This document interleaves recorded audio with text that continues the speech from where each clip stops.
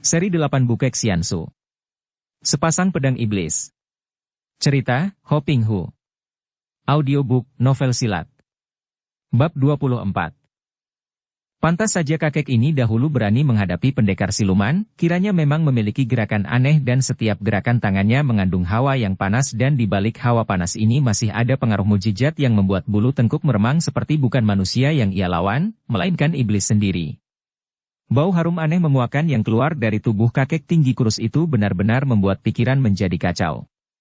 Untung bahwa sekali ini Bun Beng bersenjatakan Lam Mo Kiam yang juga memiliki wibawa amat mujizat seolah-olah dalam pedang itu ada penghuninya sehingga pengaruh pedang iblis ini sedikit banyak dapat mengimbangi pengaruh kakek India. Kalau dia tidak memegang senjata ampuh ini, agaknya dia tidak akan mampu melawan sampai lama menghadapi kakek yang selain mahir ilmu silat aneh juga mahir ilmu sihir itu.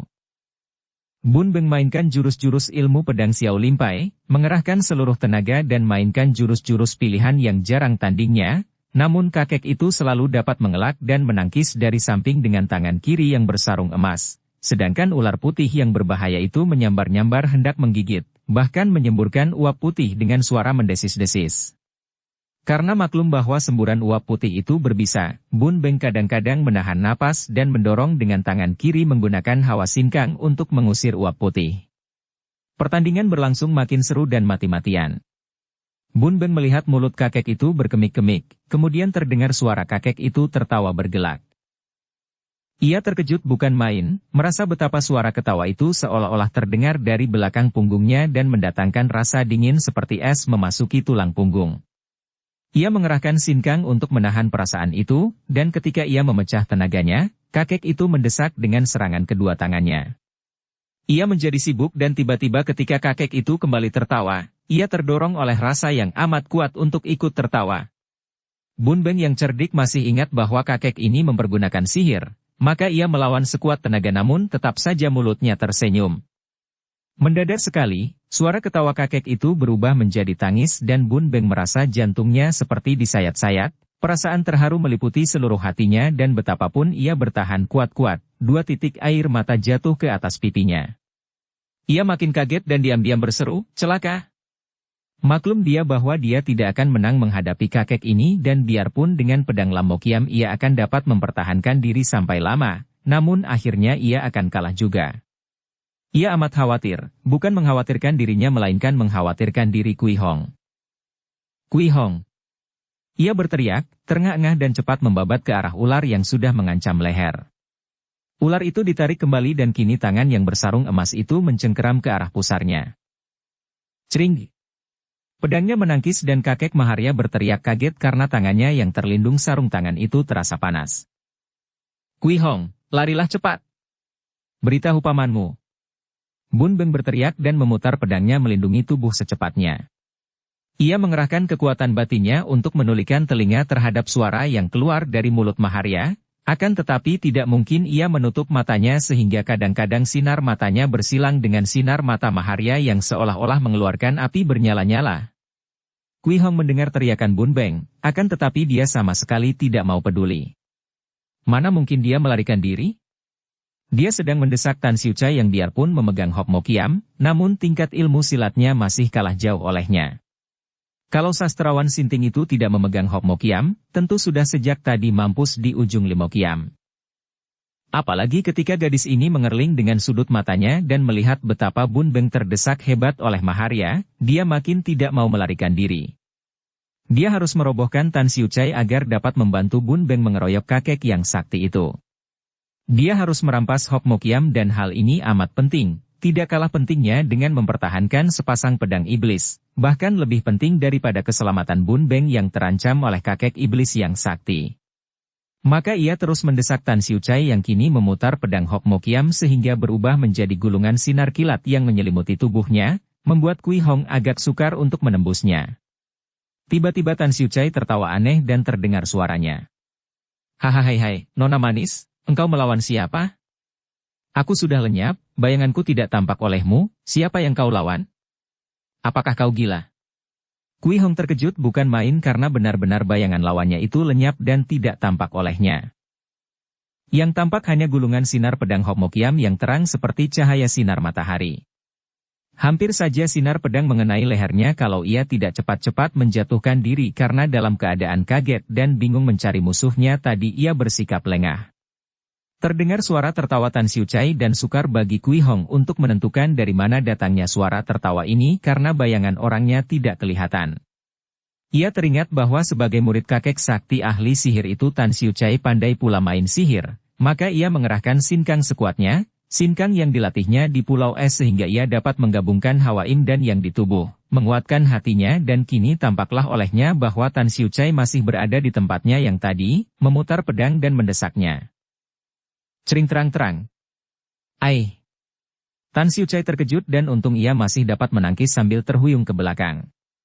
Ia maklum bahwa gadis itu dapat melihatnya, maka ia mengerahkan seluruh ilmu sihirnya sehingga kini bayangannya kadang-kadang lenyap, kadang-kadang tampak oleh Kui Hong. Hal ini membuat Kui Hong terdesak hebat dan timbul rasa gentar di hatinya. Yang dilawannya memiliki ilmu setan, bagaimana ia dapat melawan orang yang pandai menghilang? Sedikit saja ia mengurangi pengerahan sinkangnya, bayangan lawan lenyap. Terpaksa ia membagi tenaganya, sebagian untuk melawan pengaruh sihir sehingga kadang-kadang ia dapat melihat bayangan lawan, kadang-kadang tidak. Kui Hong, larilah cepat. Laporkan pamanmu. Kembali ia mendengar teriakan Bun Beng. Hahaha, hehe, benar sekali. Kalau kau sudah mati nanti, terbangkan rohmu kepada si keparat Sumahan, suruh dia ke sini menerima kematian, haha. Iblis busuk. Kui Hong menyerang cepat sekali ketika ia dapat melihat bayangan Tan Qi yang tertawa-tawa. Siu Chai itu cepat menangkis, akan tetapi Kui Hong hanya melakukan serangan tusukan sebagai pancingan saja, karena cepat sekali kakinya menendang. Des! Aduh! Keparat! Tan Siu Chai terkena tendangan di samping pinggulnya dan terlempar ke belakang. Kui Hong cepat mengejar, akan tetapi karena tendangan itu tidak tepat kenanya dan hanya melemparkan tubuh Tan Siu Chai dan mengagetkan saja, maka Tan Siu Chai sudah dapat memutar pedang melindungi tubuhnya sambil meloncat bangun. Siapa yang kau serang? Aku lenyap sama sekali dari penglihatanmu. Ucapan ini berulang kali diucapkan Tan Siu Chai dengan suara menggetar dan kembali Kui Hong kadang-kadang kehilangan bayangan lawan, membuat ia terdesak lagi. Kui Hong. Larilah. Lekas. Bun Beng yang sudah pening oleh pengaruh sihir Maharia, berteriak sekuat tenaga. Ia mengandalkan ilmu pedang Xiao Limpai, mainkan bagian yang bertahan sehingga tubuhnya terlindung gulungan sinar pedang kilat. Dia dapat menahan serangan ular dan tangan bersarung emas, akan tetapi tekanan kekuatan mujizat dari sihir Maharia benar-benar membuat dia pening dan hanya dengan kebulatan tekadnya dan kemauannya saja untuk mempertahankan diri, pedang Lamokiam dan terutama melindungi Kui Hong maka ia masih dapat bertahan. Tiba-tiba terdengar suara hiruk-pikuk dan 18 orang pemuja Sun Gokong yang mendengar pertempuran dan teriakan-teriakan Bun Beng kini telah berada di situ. Tanpa diminta dan tanpa komando, 18 orang ini sudah menerjang maju membantu Bun Beng dan Kui Hong. Akan tetapi, begitu sebagian besar mereka mengeroyok Maharia, kakek itu mengeluarkan gerengan keras yang menggetarkan seluruh urat syaraf, dan terdengarlah teriakan-teriakan mengerikan dan 5 orang sudah roboh susul menyusul terkena hantaman tangan kiri bersarung emas sehingga pecah kepalanya dan sebagian terkena gigitan ular putih di tangan kanan kakek itu. Mereka yang mengeroyok Tan Siu Chai juga mengalami hal yang menyedihkan. Mereka menyerbu, tidak tahu akan kampuhan sinar pedang Homokiam sehingga begitu kena disambar sinar ini, 3 orang roboh dan tewas seketika. 18 orang maju dan dalam sekejap mata saja 8 orang dari mereka tewas. Sisanya, yang 10 orang, menjadi kaget, berduka dan marah bukan main menyaksikan teman-teman mereka tewas sedemikian mudahnya, maka dengan nekat mereka maju untuk membalas dendam atau untuk tewas sekalian. Cui, mundur. Bun Beng mencegah, akan tetapi sia-sia, mereka malah makin nekat. Hahaha, kalian yang sudah kehabisan tenaga dan setengah lumpuh, mau melawanku? Maharia berteriak. Jangan dengarkan. Bun Beng yang melihat kakek itu membuka mulut lebar memperingatkan, namun terlambat. 10 orang itu tiba-tiba merasa kedua kaki mereka lemas tak bertenaga dan pada saat itu, menyambarlah sinar-sinar hitam dari tangan Tan Siu Chai dan Maharia. Itulah jarum-jarum hitam beracun dan tentu saja 10 orang yang sudah terpengaruh sihir itu tidak mampu mengelak lagi. Mereka mengeluh dan roboh dengan muka berubah menghitam dan nyawa melayang menyusul 8 orang teman mereka. Dalam sekejap mata saja, seluruh pemuja Sun Gokong, bekas pejuang yang gigih tewas di tangan Maharia dan Tan Siucai dengan amat mudah dan secara sia-sia. Kakek iblis yang kejam! Bun Beng berteriak marah, dan tiba-tiba permainan pedangnya berubah. Ia telah mainkan ilmu rahasia yang dipelajarinya dari kitab Sempo Chin Keng, dan ternyata akibatnya hebat sekali. Maharia berteriak kaget, berusaha menangkis dengan tangan kirinya karena lingkaran-lingkaran aneh yang dibuat oleh sinar pedang Bun Beng membuat dia menjadi bingung. Bret! Ih! Kakek Maharia mencelat mundur, wajahnya sebentar pucat sebentar merah. Kemarahannya memuncak ketika ia melihat betapa sarung tangannya terobek sedikit dan telapak tangannya berdarah. Lihat api! Kakek itu membentak.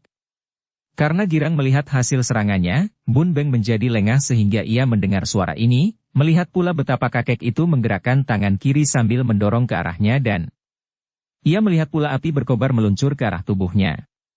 Bun Beng terkejut dan cepat mengelak, akan tetapi bola api itu terus mengejarnya dari atas. Bun Beng cepat memutar pedangnya dan pada saat ia sibuk melawan bola api yang seperti hidup itu, tiba-tiba tangan bersarung emas telah menghantam punggungnya dengan sebuah tamparan keras. Plak!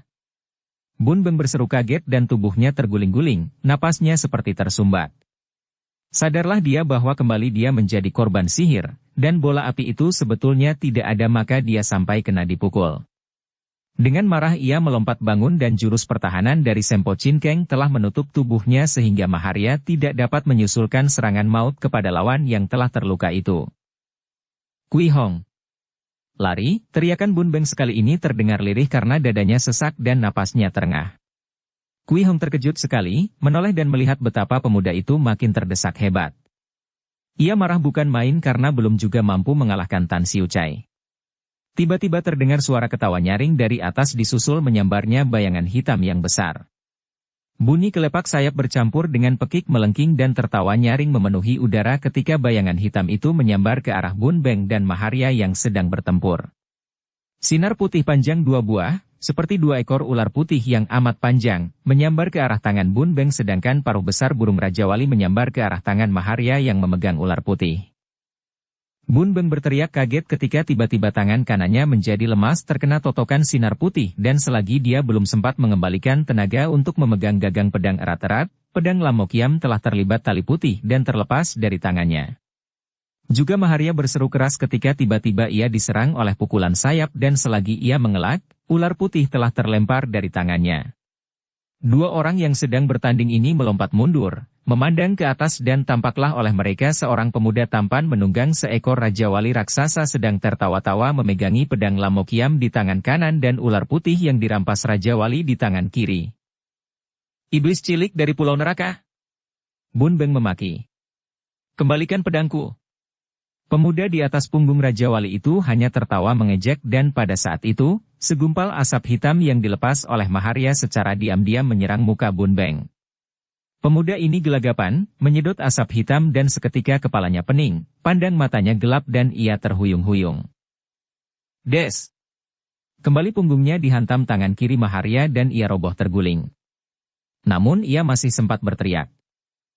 Kui Hong, lari! Kemudian ia merangkak bangun duduk bersila memejamkan mata dan berusaha mengusir pengaruh asap beracun yang membuatnya pening dan lemas, apalagi punggungnya yang telah dua kali dihantam oleh tangan kiri Maharia yang lihai membuat napasnya sesak. Maharia yang tadinya menyangka bahwa pemuda di punggung Raja Wali yang datang itu mungkin akan mengeroyoknya, telah merobohkan Bun Beng lebih dulu, kemudian kini ia mengacungkan tangannya ke atas. Bocah setan, tak peduli engkau dari Pulau Neraka. Turunlah sebelum engkau dan Raja Walimu mampus di tangan pendeta sakti Maharia. Pemuda itu bukan lain adalah Wan Keng In, putra tujuh Pulau Neraka. Ia tertawa dan memainkan ular putih di tangan kirinya. Hehe, setan tua. Ular putihmu ini baik sekali, tentu kau dapatkan di Himalaya, bukan? Diam-diam Maharia terkejut juga. Ular putihnya itu adalah seekor binatang yang racunnya ampuh sekali. Jarang ada orang sakti yang akan mampu menahan racun binatang itu dan sudah bertahun-tahun ia memelihara dan melatihnya sehingga ular itu akan menjadi ganas kalau dipegang orang lain. Mengapa kini di tangan pemuda itu, ularnya menjadi jinak sekali? Namun tidak peduli anak setan dari mana pemuda itu, dia harus merampas kembali pedang Lamokiam dan ular putih. Ia menggerakkan tangannya dan sinar hitam menyambar ke arah burung Raja Wali yang terbang rendah.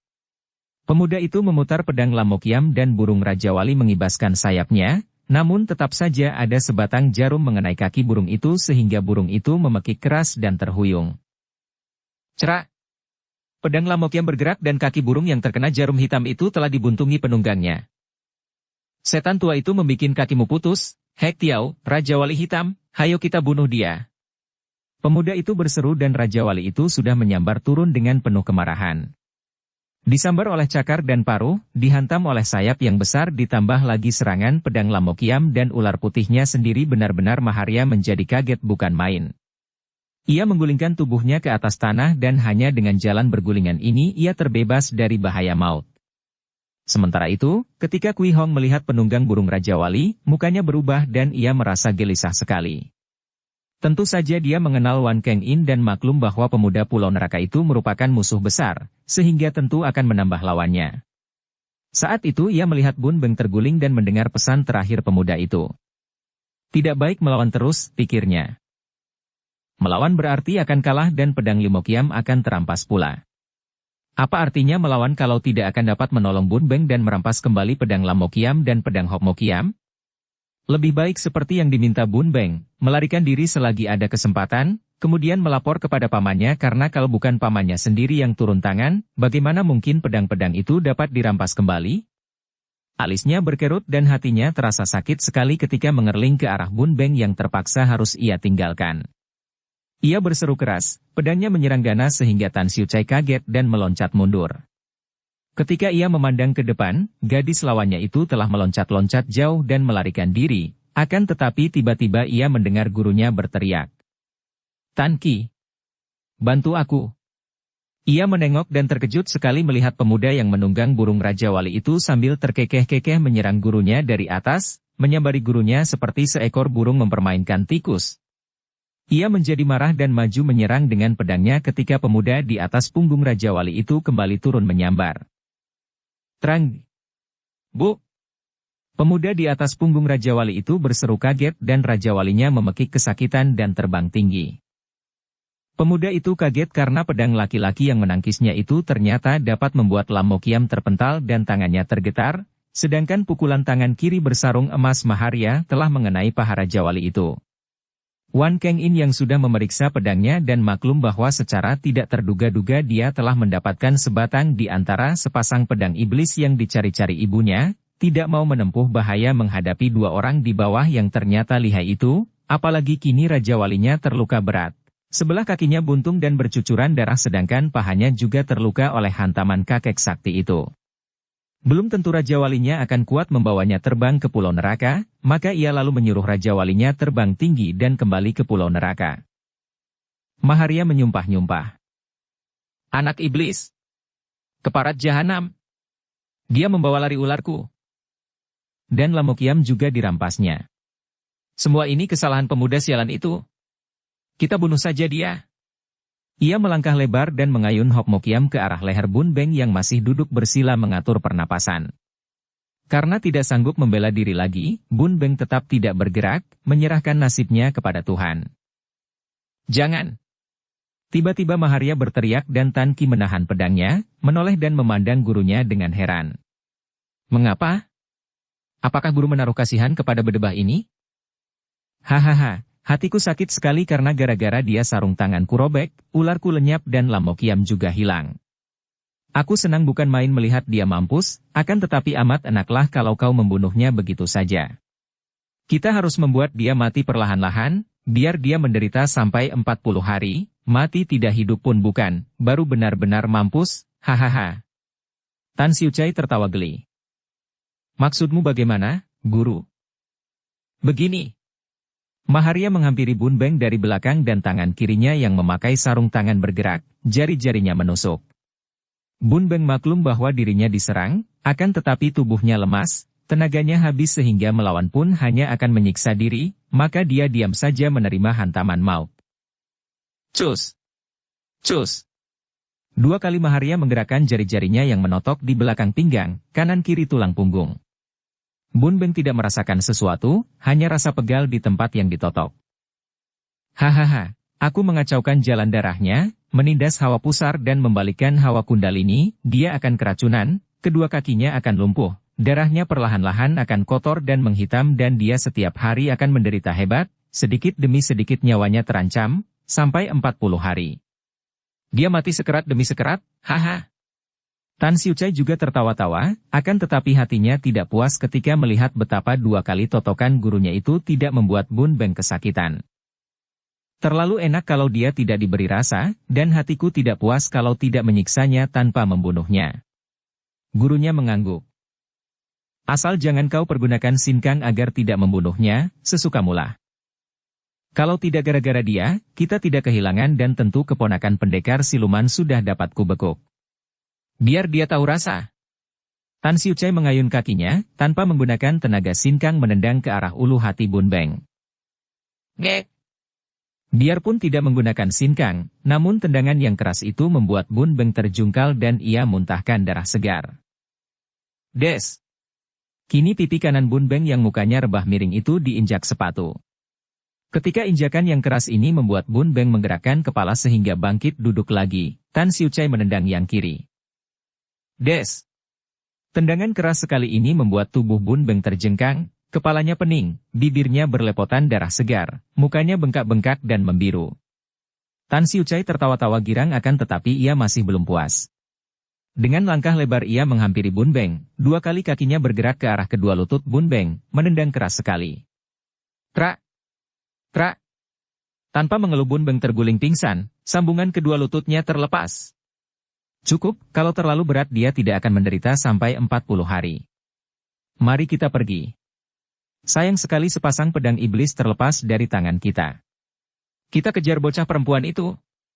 Guru dan murid itu sambil tertawa-tawa puas lalu berlari, bayangan mereka berkelebat dan tempat itu menjadi sunyi sekali. Tubuh Bun Beng menggeletak menelungkup dalam keadaan pingsan, sedangkan tak jauh dari situ 18 buah mayat para pemuja Sun Gokong malang melintang. Menyeramkan sekali keadaan di situ, apalagi ketika tampak beberapa ekor burung gagak hitam beterbangan dan berputaran di atas tempat itu, agaknya mereka sudah mencium bau mayat dan darah. Bun Beng sadar dan membuka matanya ketika ia merasa pipinya sakit seperti ditusuk-tusuk pedang. Betapa mendongkol dan marah hatinya ketika ia melihat 2 ekor burung gagak mematuki darah dari pipinya. Sekali mengibas dengan tangan, 2 ekor burung itu terpental dan mati seketika. Gerakan ini membuat burung-burung gagak yang lain terbang ke atas dan Bun Beng bergidik. Burung-burung keparat itu pesta mematuki mayat-mayat, makan daging dan darah dari luka-luka di tubuh mayat-mayat itu. Dengan hati terharu ia memandang ke sekeliling. Hatinya merasa sengsara sekali menyaksikan 18 orang itu telah menjadi mayat, dan lebih sakit lagi hatinya karena dia tidak dapat mengubur jenazah mereka. Kedua kakinya tak dapat ia gerakan, sambungan lutut kedua kakinya terlepas dan nyeri yang amat hebat menusuk tulang-tulangnya. Ia mengeluh dan bangkit duduk. Dengan jari tangannya ia menotok jalan darah di paha untuk melenyapkan rasa nyeri di lututnya, kemudian sedapat mungkin ia mengurut lutut-lututnya. Kemudian ia menggerakkan kedua tangannya, mengesot dan setengah merangkak meninggalkan tempat itu.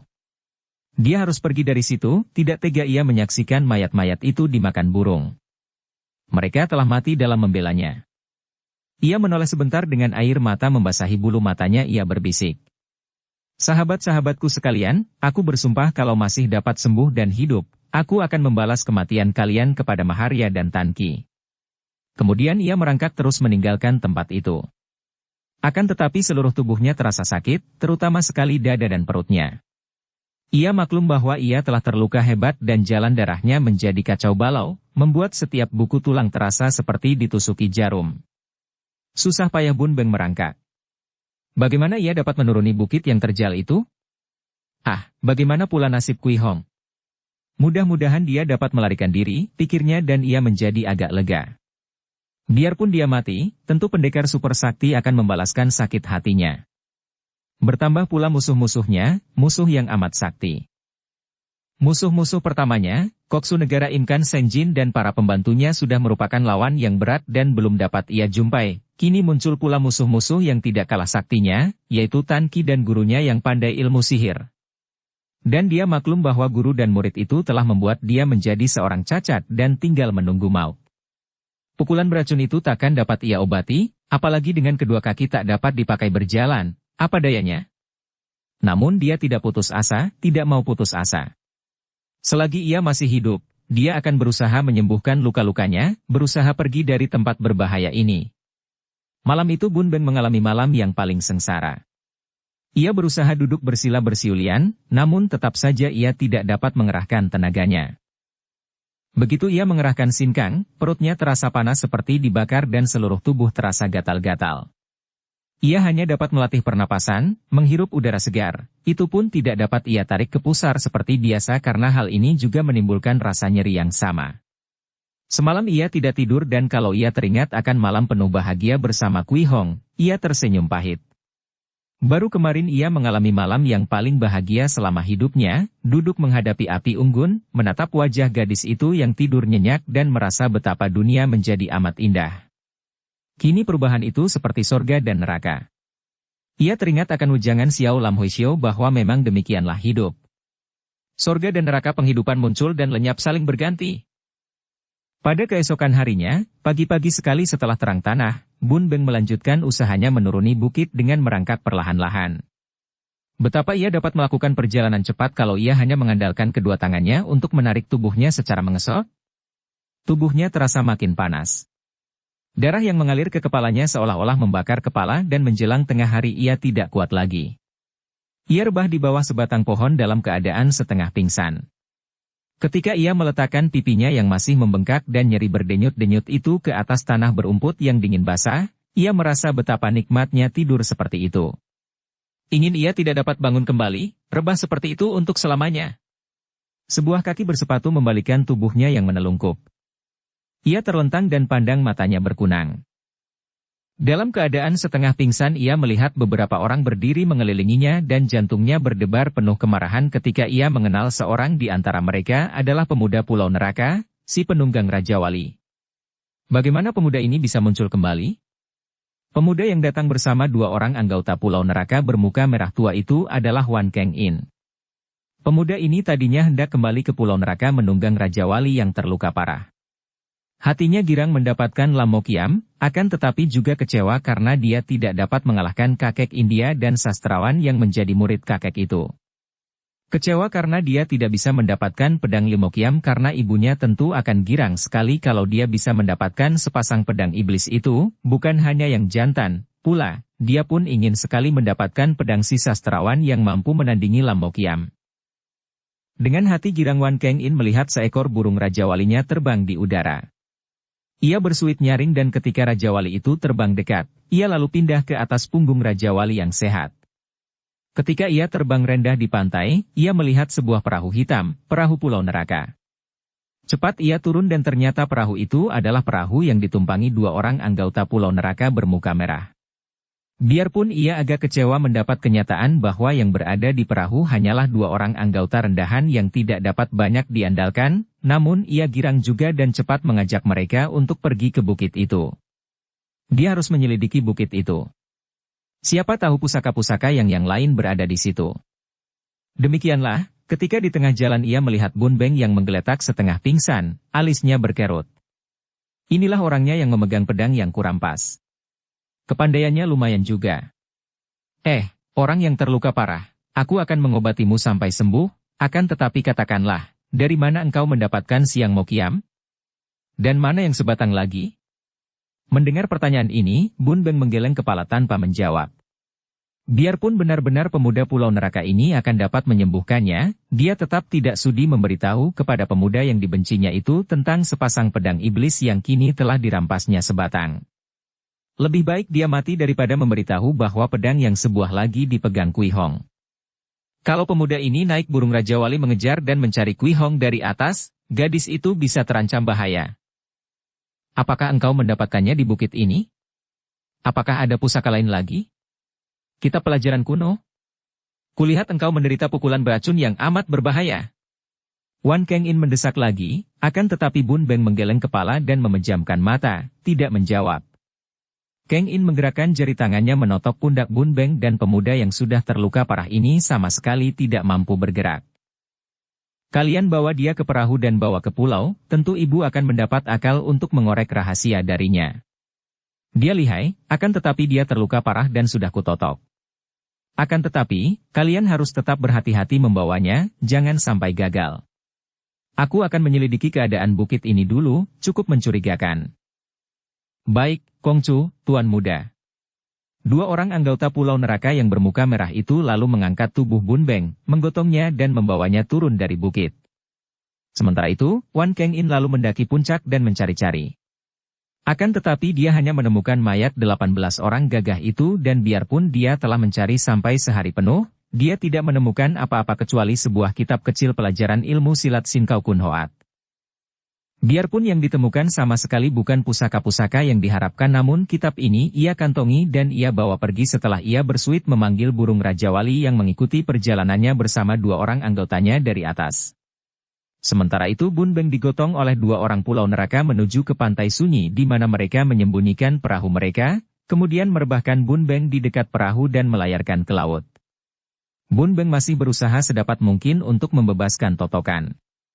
Dia memberontak di dalam hatinya. Tidak sudi ia dibawa ke Pulau Neraka. Dengan bujukan halus dari Kui Bun Lomo saja dia masih tidak mau, apalagi menjadi tawanan yang luka berat seperti sekarang ini, dan dibawa ke sana hanya untuk dipaksa mengaku tentang sepasang pedang iblis. Ia harus dapat melepaskan diri, karena kalau sampai ia dibawa ke Pulau Neraka, habislah harapannya. Bagaimana ia akan dapat keluar dari pulau itu? Daripada hidup tersiksa lahir batin di sana, lebih baik mati sekarang karena berusaha melepaskan diri. Memang sukar mencari jalan bebas mengingat akan luka-lukanya, tubuhnya yang lemah dan kakinya yang tak dapat dipergunakan. Akan tetapi dia tidak memusingkan hal itu, pertama-tama dia harus dapat membebaskan totokan itu lebih dulu. Kedua kakinya memang tak dapat dipergunakan, akan tetapi ia masih mempunyai kedua tangan. Lautan utara ini sunyi sekali. Hanya ada beberapa buah layar kecil tampak dari jauh, yaitu layar para nelayan yang untuk mencari nafkah hidupnya berani menempuh jarak jauh dan menentang ancaman bahaya maut di tengah laut yang kadang-kadang amat ganas itu. Setelah perahu meninggalkan pantai, barulah Bun Beng berhasil membebaskan diri dari totokan. Dia mengeluh karena setelah kini berada di perahu dan di tengah laut, andai kata ia dapat membebaskan diri dari dua orang itu sekalipun, habis apa yang dapat ia lakukan? Dengan hati-hati Bun Beng merangkak mendekati langkan di pinggir geladak, menggunakan kesempatan selagi dua orang itu sibuk dengan kemudi dan layar. Ia menjangkau langkan dan menarik tubuhnya ke atas untuk mengintai keluar. Sunyi di luar, tidak tampak perahu lain. Akan tetapi di kejauhan itu. Ada sebuah perahu kecil di sana, dengan seorang penumpangnya. Kalau saja ia dapat menarik perhatian orang itu, tentu orang itu seorang nelayan biasa yang akan suka menolongnya. Untung bahwa perahu layar Pulau Neraka ini sedang meluncur menuju ke perahu kecil di kejauhan itu. Hei! Kau mau kemana? Seorang bermuka merah yang kumisnya panjang melintang berteriak sambil meloncat dekat. Ia takut kalau tawanan itu meloncat keluar perahu. Kalau sampai mereka kehilangan tawanan itu, hidup atau mati tentu Kongcu akan marah sekali dan mengingat akan hukumannya, mereka bergidik. Kau tidak boleh kemana-mana, hayo kembali ke sini. Si muka merah berkumis itu menggerakkan tangan hendak menangkap Bun Beng. Des! Aug! Pukulan tangan kanan Bun Beng yang dilakukan secara tiba-tiba itu mengenai kepala si kumis panjang dengan tepat. Biarpun Bun Beng terluka, namun pukulannya itu cukup kuat untuk memecahkan kepala anggota Pulau Neraka tingkat rendahan itu sehingga tubuhnya terjerembab dalam keadaan tak bernyawa lagi. Hei! Keparat, apa yang kau lakukan? Orang kedua cepat meloncat bangun tidak peduli lagi akan kemudi, perahu mulai terombang-ambing. Ia lari mendekati, kaget menyaksikan temannya telah tewas dan dengan marah ia mencabut golok lalu menyerbu Bun Beng yang masih duduk bersandar langkan. Melihat serbuan golok ini, Bun Beng maklum bahwa dia harus bekerja cepat. Ia tidak mempedulikan dada dan perutnya yang menjadi panas dan nyeri sekali, terpaksa ia mengerahkan tenaga seadanya dan tubuhnya mencelat ke atas. Tangannya yang kiri memukul pergelangan tangan kanan lawan sehingga goloknya terlepas, tangan kanannya menampar pelipis. Plak! Orang itu roboh tanpa mengeluh. Bun Beng juga terbanting jatuh di atas geladak. Ia melihat betapa perahu itu dengan layar berkembang tanpa kemudi, meluncur miring. Sekilas pandang ia melihat perahu kecil tadi tak jauh dari situ, maka sekali lagi ia mengerahkan tenaga, kedua tangannya menekan geladak dan tubuhnya mencelat ke atas keluar dari langkan. Biur! Bun Beng terbanting ke permukaan air laut dengan kepala lebih dulu. Bun Beng gelagapan, berusaha untuk berenang, akan tetapi orang yang kedua kakinya sudah tak dapat digerakkan, yang tubuhnya sudah terluka berat macam dia, mana mungkin dapat berenang? Dia hanya menggerak-gerakkan kedua lengannya karena pengerahan tenaga tadi membuat napasnya terengah dan tubuhnya lemah sekali, tetap saja gerakan tangannya kurang kuat dan beberapa kali ia tenggelam sehingga terpaksa minum air laut yang asin. Tiba-tiba Bun Beng merasa rambutnya dijambak ke atas dan tubuhnya timbul kembali ke permukaan air. Kini tidak tenggelam lagi sehingga ia dapat menggunakan kedua tangan untuk menghapus mukanya yang gelagapan.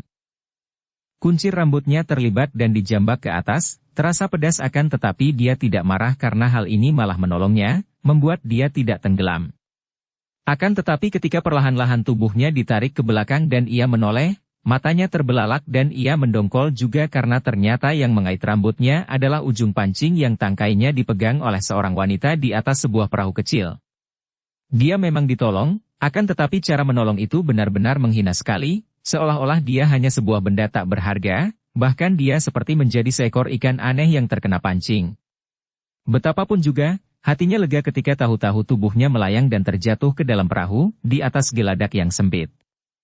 Ia terengah-engah, memejamkan mata, terasa betapa seluruh tubuhnya sakit-sakit sehingga mau tak mau Bun Beng mengeluh lirih. Engkau telah 3/4 mati, rusak luar dalam. Sungguh kasihan orang yang tak tahu diri, berani menentang pulau neraka. Kakinya lumpuh pula. Heran, dalam keadaan begini, bagaimana dia bisa membunuh 2 orang pulau neraka bermuka merah? Suara itu halus dan merdu sekali sehingga Bun Beng merasa seolah-olah mimpi. Ia cepat membuka matanya dan segera dipejamkannya kembali. Sudah matikah dia? Beginikah rasanya mati dan bertemu bidadari?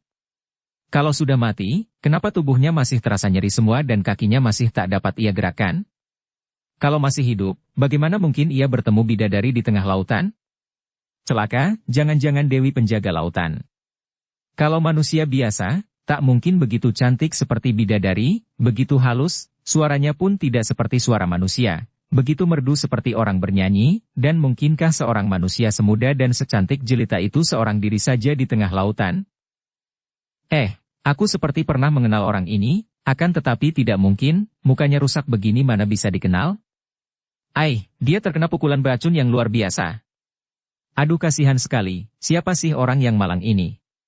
Mendengar suara halus merdu itu yang menyatakan kasihan kepadanya, tak terasa pula kedua mata Bun Beng menjadi panas dan 2 butir air mata bertitik turun. Tanpa membuka matanya ia berkata, "Mohon pertolongan Po Ustadz, Dewi.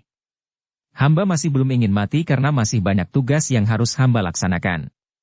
Harap Po Ustadz tidak kepalang menolong hamba." Otaknya sudah miring pula. Sungguh kasihan.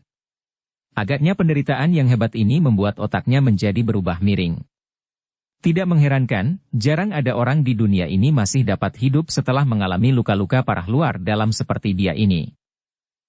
Sungguh sialan. Memancing setengah hari tidak mendapat ikan besar, hanya beberapa ekor ikan kecil. Sekali dapat yang besar orang yang tidak waras luar dalam dan pikirannya, apa yang harus kulakukan dengan dia? Bun Beng menghentikan dugaannya yang bukan-bukan. Celaka 12, kiranya benar seorang manusia. Disangkanya Kuan Im Po Ustadz.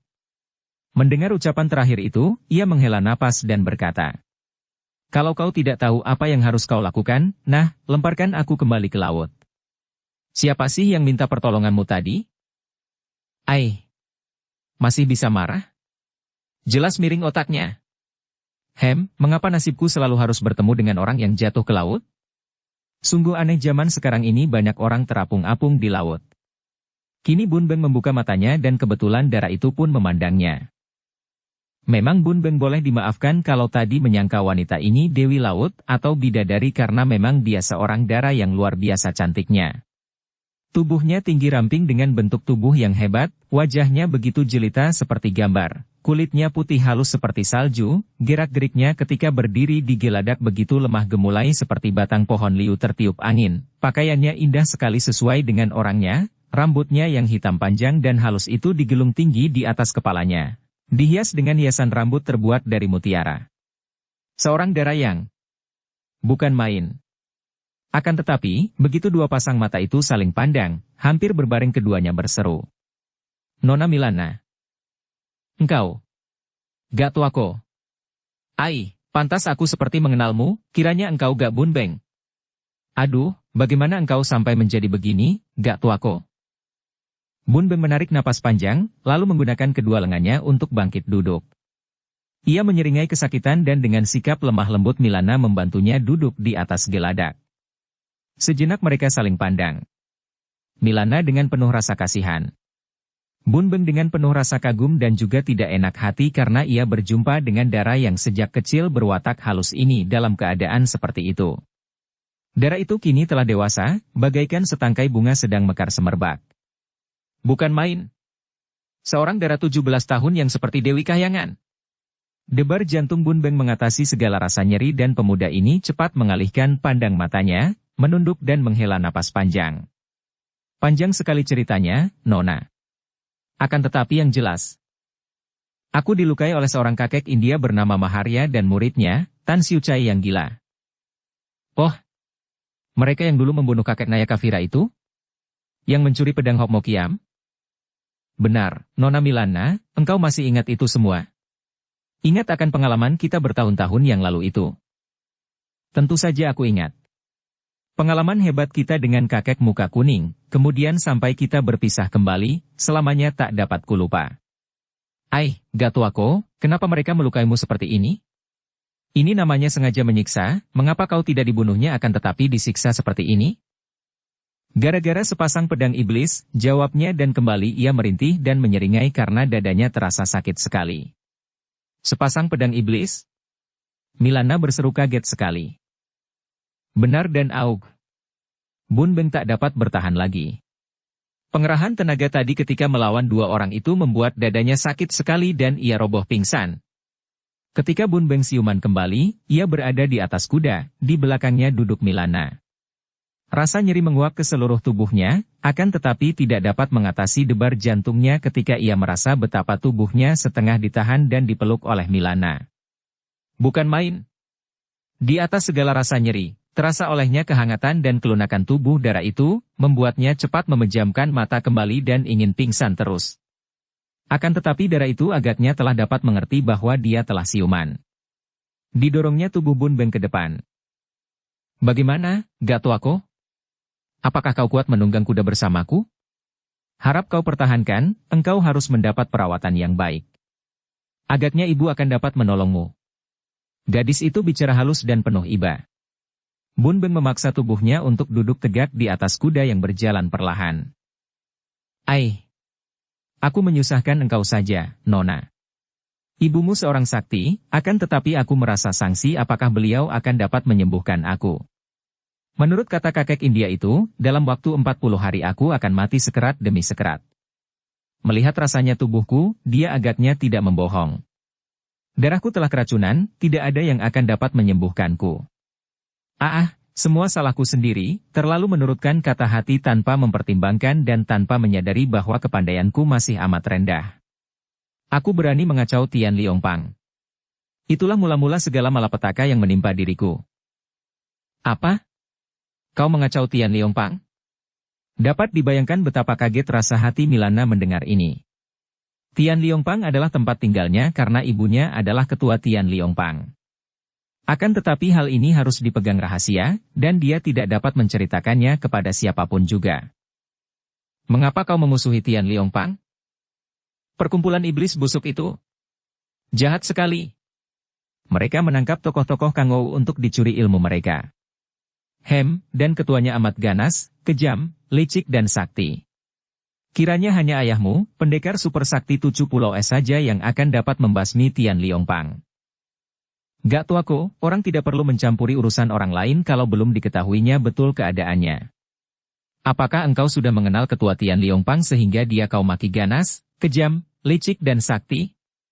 Kurasa, orang seperti engkau sekalipun akan dapat salah sangka, maka sebaiknya lah kalau kau tidak mencampuri urusan orang-orang lain, terutama Tian Liongpang atau Pulau Neraka. Mereka amat berpengaruh dan lihai, tidak ada perkumpulan lain atau seorang gagah pun berani lancang menentang mereka. Bun Beng mengerutkan alisnya.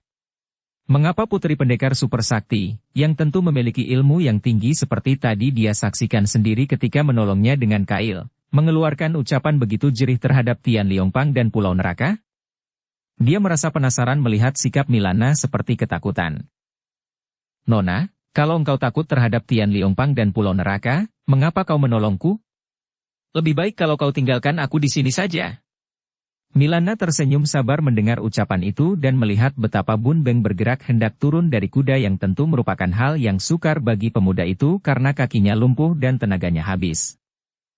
Gatwako, engkau benar-benar seorang yang amat tinggi hati. Aku menolongmu dengan hati tulus ikhlas dan kosong tanpa pamrih, hanya berdasarkan perasaan iba yang akan kulakukan terhadap siapapun juga yang membutuhkan pertolongan seperti engkau. Mengapa harus kudasarkan kepada perasaan takut atau tidak? Tuako, apakah engkau menganggap aku seorang pengecut dan penakut yang akan membiarkan orang terluka parah seperti engkau begitu saja tanpa berusaha mengobati dan menolongmu? Ucapan itu dikeluarkan dengan suara yang halus, sama sekali tidak mengandung kemarahan atau penyesalan sehingga diam-diam Bun Beng merasa terkejut dan teringatlah ia betapa ucapannya tadi kasar dan menyakitkan hati. Maka ia cepat berkata, "Maafkan aku, Nona. Bukan sekali-kali aku bermaksud bahwa Nona seorang penakut, hanya aku telah dianggap musuh oleh Tian Liongpang, bahkan kaum Pulau Neraka agaknya juga memusuhiku. Oleh karena itu, betapa hatiku akan merasa berdosa dan menyesal kalau engkau akan dimusuhi mereka pula karena engkau telah menolongku. Aku tidak ingin kau terseret dalam bahaya besar. Biarlah aku saja yang menjadi korban keganasan mereka, jangan sampai engkau terancam pula oleh bahaya." Milana tersenyum. Bersambung ke bab 25. Dukung kami dengan subscribe, follow, like, komen dan share. Terima kasih.